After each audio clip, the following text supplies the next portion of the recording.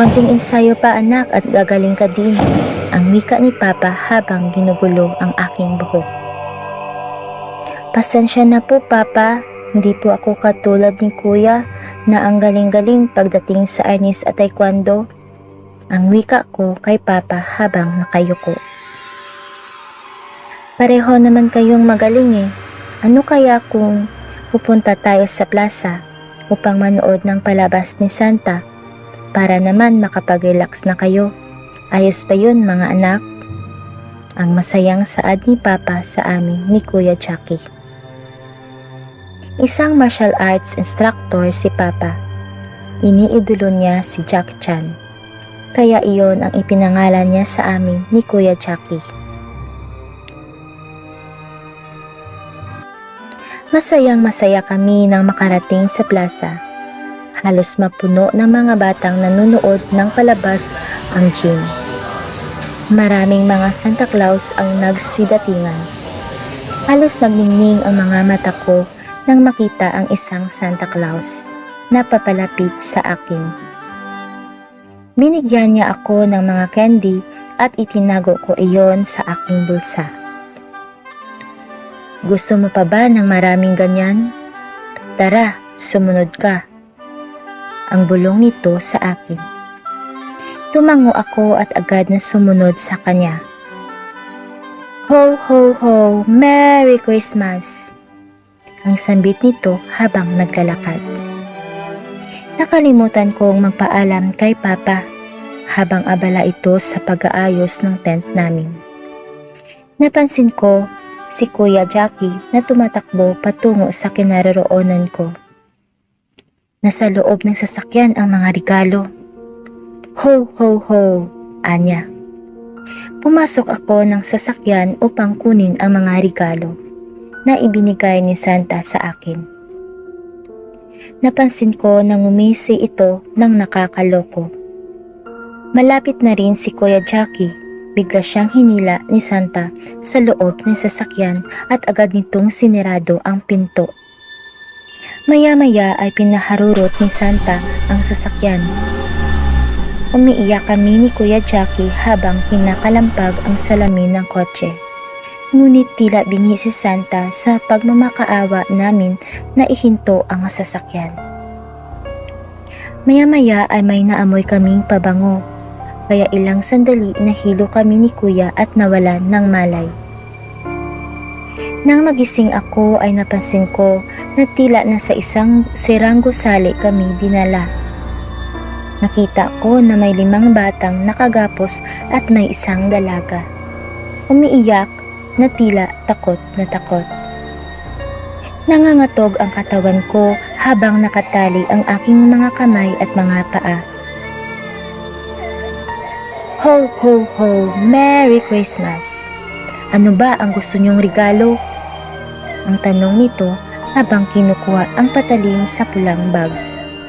Mini, mini, mini, mo. Ang wika nito habang tinuturo kami isa-isa. Napapapikit na lamang ako kung sa akin na nakaturo ang kanyang daliri. Huminto ang pagduro niya sa isang batang lalaki. Hinalagan niya ito sa pagkakatali at biglang sinaksak sa puso ng paulit-ulit hanggang sa hiniwa ang tiyan nito. Sumirit ang dugo nito kaya tumalsik sa mga kataling mga bata. Iyak ng iyak ang mga bata sa takot. May napansin si Kuya na isang malaking pako na nakausli sa dingding. Ninuso niya ito sa akin habang abala sa paghihiwa ng lamang loob si Santa. Dahan-dahan kaming umusog ni Kuya papalapit sa pako. Dahil talikuran ang pagkakatali sa amin, kinuskos namin ni Kuya ang tali sa nakausling pako upang lumuwag ang buhol. Maya-maya ay napatingin si Santa sa amin, kaya napatigil kami ni Kuya. Ilang sandali pa ay may tinawag ito. Lumabas sa pintuan ang 2 batang babae at isang babae na nakadamit na Mama Santa. Tila nagniningning ang kanilang mga mata nang makitang lumalabas na ang lamang loob ng batang tinadtad. Tumakbo ang mga batang babae upang kumain. Nag-agawan pa sila sa puso. Kumuha ang isang batang babae ng martilyo at pinukpok iyon sa ulo ng kawawang batang lalaki. Nilantakan nito ang utak na tila marshmallow lamang ang kinakain. Habang abala sila sa pagkain, patuloy namin na kinukuskus ni Kuya ang tali sa pako hanggang sa maramdaman ko na lumuwag na ito. Dahan-dahan akong tinanggal ang pagkakatali sa aking mga kamay. Halos habol-habol ko ang aking hininga sa kabang nararamdaman. "Gusto ko pa, Daddy!" ang sigaw ng isang batang babae. Tumayo si Santa at isa-isa kaming pinagmasdan. Kitang-kita ko ang pangit na mukha nito. Ang isang mata nito ay tila hindi na kumukurap sa laki. May malaking hiwa na naghilom din ito sa pisngi. Takot na takot ako. Ramdam ko din ang takot ni Kuya Jackie. Hanggang sa napahinto siya sa dalaga. "Wag po!" ang sigaw at pagmamakaawa nito. Lumapit ang Mama Santa sa kanya. Kinaladkad siya sa gitna at sinampal-sampal habang tumatawa ng napakalakas. Kinuha ng Mama Santa ang palakol at agad na pinutol ang ulo ng dalaga. Tinalo pa ng batang babae ang ulo nito at agad na sinipsip ang dugo. Nasuka-suka ako habang sila'y pinagmamasdan. Ilang sandali pa ay kinalabit ako ni Kuya Jackie. Habang abala na naman sa pagkain ng lamang loob ang pamilya ni Santa, ay dahan-dahan naming niluwagan ang aming pagkakatali sa paa. Hanggang napansin ni Santa na gumalaw kami ni Kuya. Lumapit ito sa amin. Napansin nito na natanggal ang tali sa paa ni Kuya. Kaya galit nitong hinila at kinaladkad si Kuya sa gitna. "Chan, ngayon na!" ang sigaw ni Kuya Jackie. Biglang sinipa ng ubod lakas ni Kuya si Santa at patambling-tambling pa ito, dahilan ng pagkatumba ni Santa. Galit na kinuha nito ang palakol at akmang hahatawin nito si Kuya. Ngunit mabilis itong nakailag. Sinipa siya ni Kuya sa baba, dahilan ng kanyang pagbagsak sa sahig. Akmang kukuha si Mama Santa ng baril, ngunit bigla akong tumakbo ng mabilis patungo sa kanya. Tumalon ako sa ibabaw ng mesa at nag-backdive at agad na sinipa ang kanyang kamay na may hawak na baril. Nagulat siya sa ginawa kong iyon. Kinuha niya ang matalim na kutsilyo at akmang itatapon na iyon sa akin. Ngunit lumiyad ako at mabilis na tumakbo upang sipain ulit ang kanyang kamay. Galit na galit si Santa at Mama Santa sa amin ni Kuya. Habang ang mga batang babae ay tinutulungan ang kanilang mga magulang upang kami ay hulihin. Napasupsop si Kuya sa drum na puno ng dugo sapagkat sinipa siya ni Santa. Napangisi ito nang makita na hindi gumagalaw si Kuya. Napasigaw na lamang ako habang patuloy na iniilagan ang pangahataw ni Mama Santa sa akin gamit ang matalim na itak. Lumapit si Santa kay Kuya at akmang ilulublob sa isang drum na puno ng dugo. Biglang gumalaw si Kuya. Samantala, si Santa naman ay nawala ng malay. Dahil sa pinilipit ni Kuya ang kanyang leeg, agad na pinakawala ni Kuya Jackie ang batang bihag. Hinapos ni Kuya si Santa as isinilid sa pulang bag. Ilang sandali lamang ay agad din itong nagising, ngunit hindi makagalaw sa ginawa ni Kuya sa kanya. Tinipon namin ang mga patalim na ginamit nilang pamilya sa pagpatay sa mga batang walang kalaban-laban. Nilagay namin iyon sa kanyang harapan. "Oh, Santa, anong gusto mong regalo?" ang wika ni Kuya Jackie. "Oh, pumili ka na," ang pangiti kong tugon. Galit itong sumigaw. Ilang sandali nagbago ang anyo nito. Lumaki ang kanyang ulo. Lumabas ang mahaba niyang dila at matatalim na mga ngipin, kaya napaatras kami ni Kuya. Nabuwag ang mga tali na pinulupot ni Kuya sa kanyang katawan at lumabas ang totoo niyang anyo. Nagmistulang taong lobo ang kanyang kawangis. Tumoble ang takot na aming naramdaman.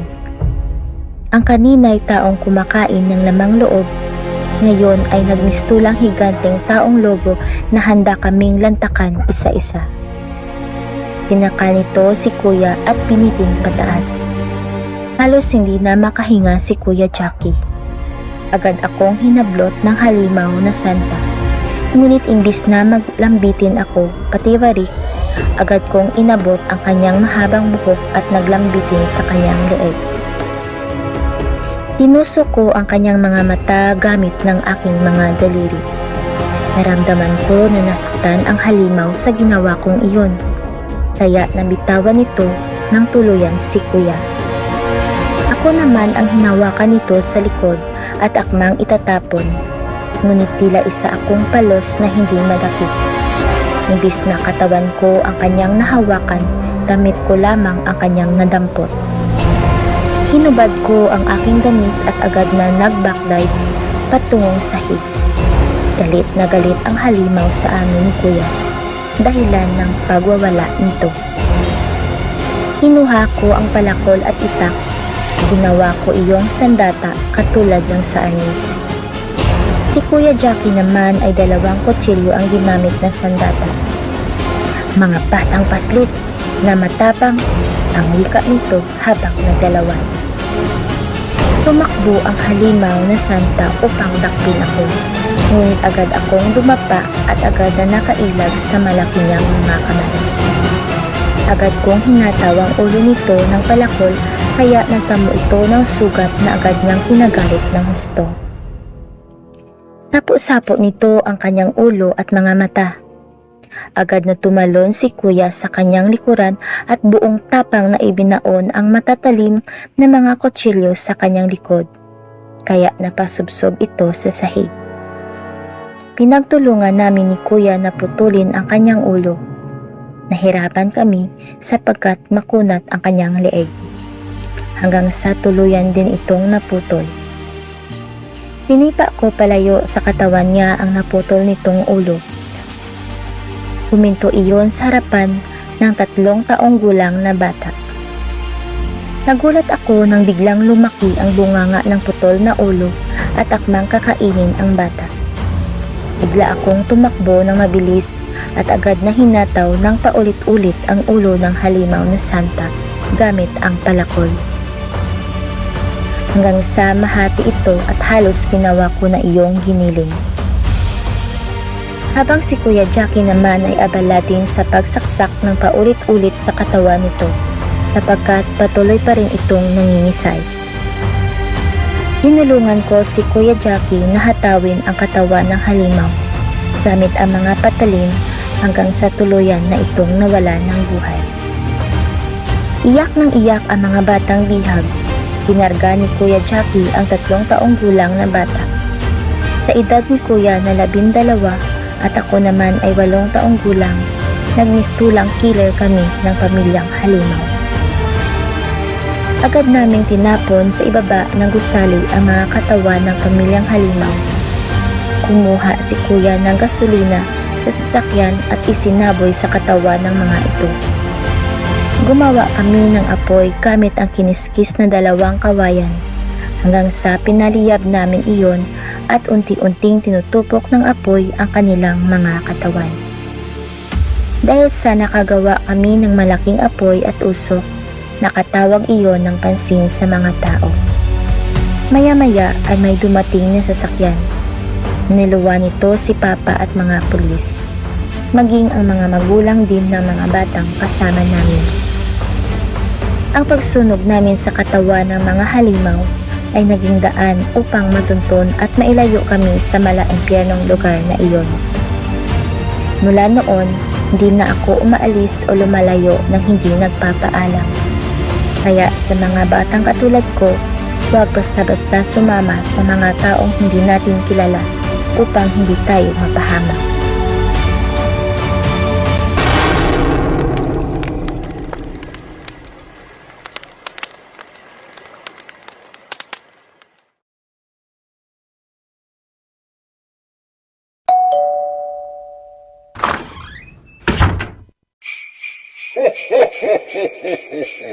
Merry Christmas.